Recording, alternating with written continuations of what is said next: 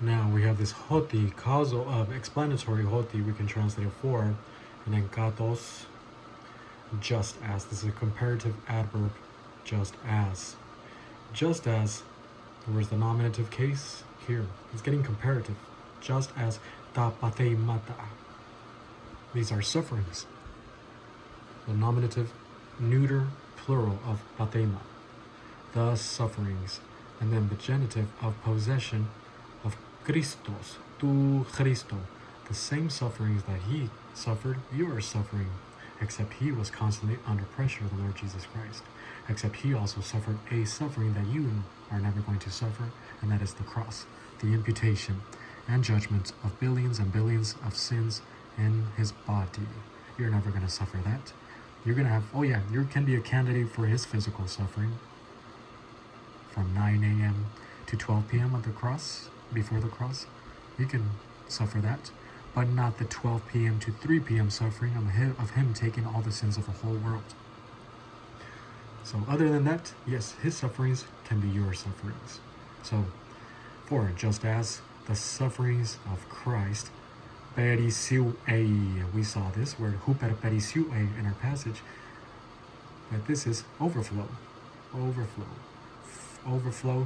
eis plus the accusative of direction of ego, into us. And it's about to give us a rule right here.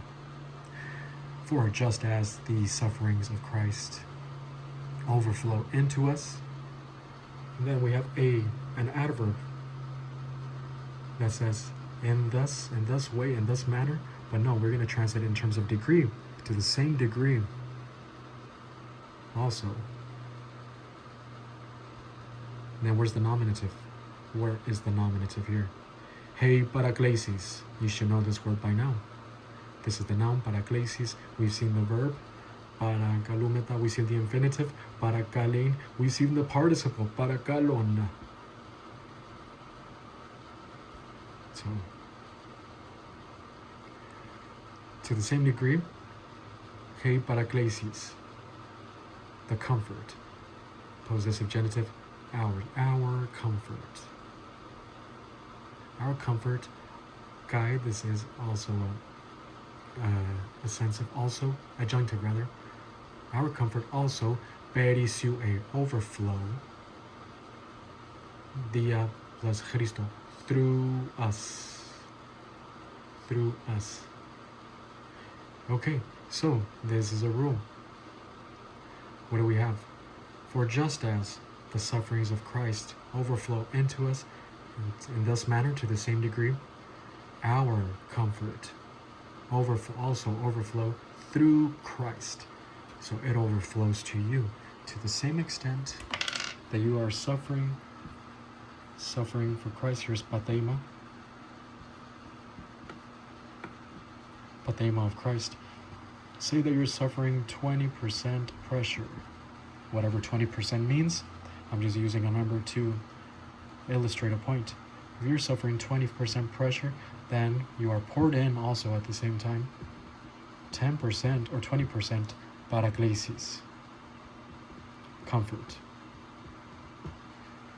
So so that you can be able to handle the pressure of the cosmic system. Sometimes God does say that you're suffering 20%.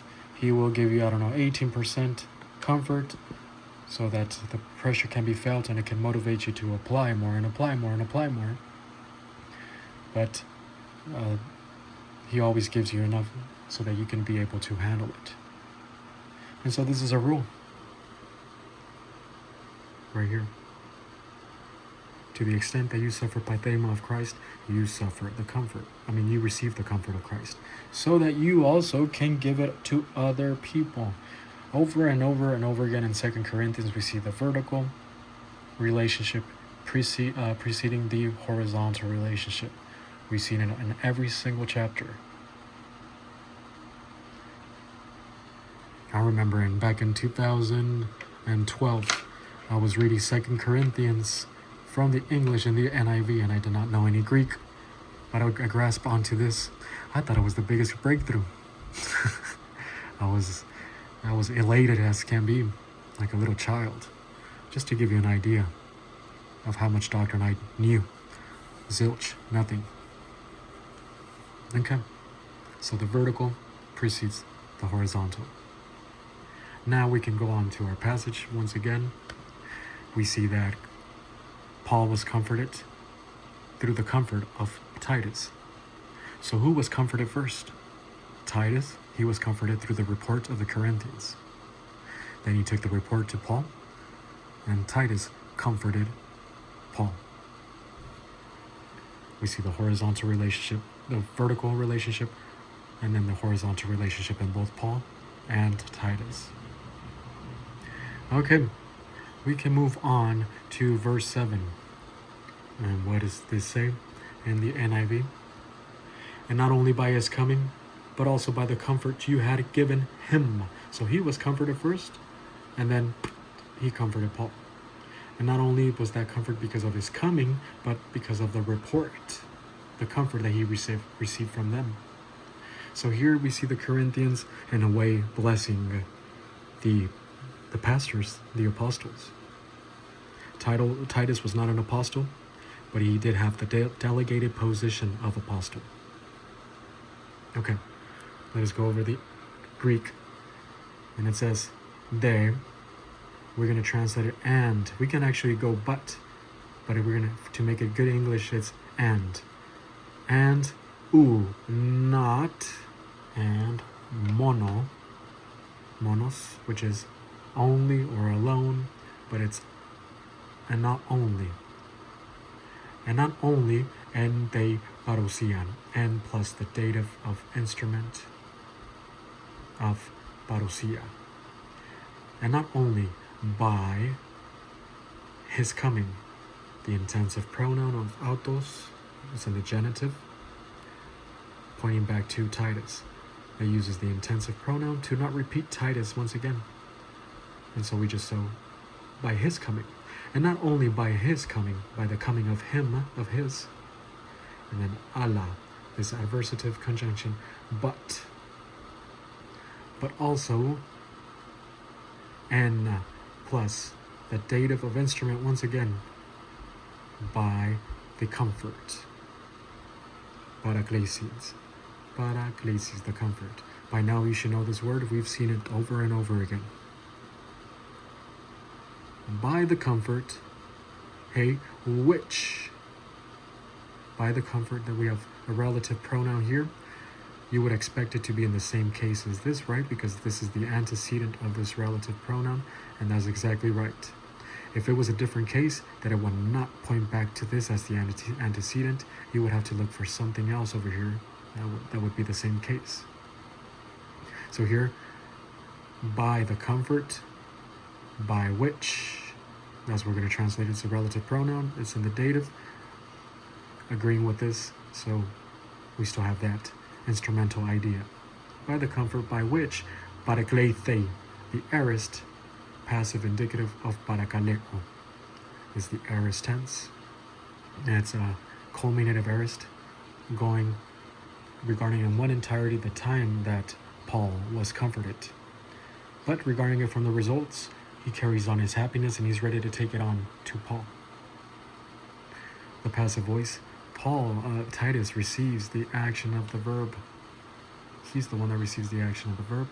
God used the Corinthians to comfort Titus. God used Titus to comfort Paul. He does use indirect means. So, by means of the comfort by which he was comforted. And then epi plus the dative of humin, of the personal pronoun su, humin, upon y'all. How do we translate this? By the comfort by which he was comforted upon y'all. It can be because of y'all, but how did I write it down? This also has to do with something upon which you build something. You have comfort upon something. And so I translated this as, let me just pull it up really quick. And I translated it. All right. So the comfort by which he was comforted by y'all. For now, I'll go back to it right now. Okay. There's a lot of stuff that I'm skipping, I can see. Okay, might be upon you, because of you. On account of you, that's how I went. Okay, excuse me. On account of y'all.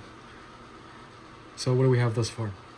And not only by his arrival, but also, kai, this here adjunctive, but also by the comfort by which he was comforted on account of y'all. Much better.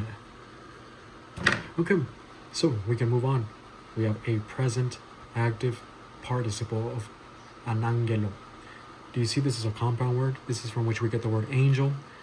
That double gamma, g, when they put them together, it turns out to be nga. So, angelon, double lambda, omega, nu. Angelon.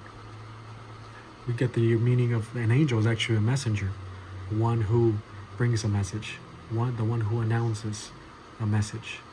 So that's what angelo means, the announcer, the messenger. Here, an means up or over and over again. So yes, reporting or telling us about. Telling something to someone about something, yeah. The present tense is retroactive, progressive, present. Because we are speaking in terms of aorist tenses. Excuse me. The main verb is parakleiten. It's in the aorist tense. So how do you expect to put a participle which is circumstantial adverbial with the verb? And the verb is in the aorist tense. How do you expect to do that? Well, that's a retroactive progressive present. The present tense can be used in past action. You carry the aspect of the present tense, which is progressive, imperfective, not finished, continuous, and you bring it back. So I call this the retroactive progressive present. It goes back to the moment that he was telling us, okay, hold on, yes. This actually modifies parekalesen. He comforted us. Still in the aorist tense, so nothing changes. I just pointed to the wrong parakaleo. Okay, telling us or reporting us. The active voice, Titus, produced the action of the verb of giving the report to Paul. And the participle is circumstantial. It goes with the main verb over here in verse 6. Now, a dative indirect object is also the dative of advantage of ego. Heimin, this is dative of advantage. Reporting to our advantage. And now, the object, the direct object is right here. Thein plus epipoteisin. What does humon have to do there in the middle? This is the possessive genitive of su. Your longing, the longing of your. It's in the attributive position. So, reporting to the benefit of us, to our advantage, the longing of your. So, reporting to our advantage, the longing, the yearning of yours. Let's smooth that out. Reporting to us, your longing. And what is this? There were a group of Corinthians that were faithful and they were positive towards doctrine and positive towards their pastor teacher at that. They did not want to submit to the teaching of the Judaizers, but rather they wanted Paul back. And so this is the longing of the Corinthians. They longed for Paul. And then there's a second object that he reporting to us, ton odurmon. And then the possessive genitive in the middle again, humon. You're mourning. So a lot of people were crying because they thought that Paul was not going to go back. They wanted him back as pastor teacher. And you can imagine a lot of the ladies who were believers, they were mourning for him. Everyone was longing for him. Not everyone, but those who were on his side, they were longing for him. The ladies were mourning, and a few male crybabies as well. And ton zelon. What is this? It can be translated jealousy, ardor, but it's also zeal. and the zeal of yours, possessive genitive in the middle. Your zeal.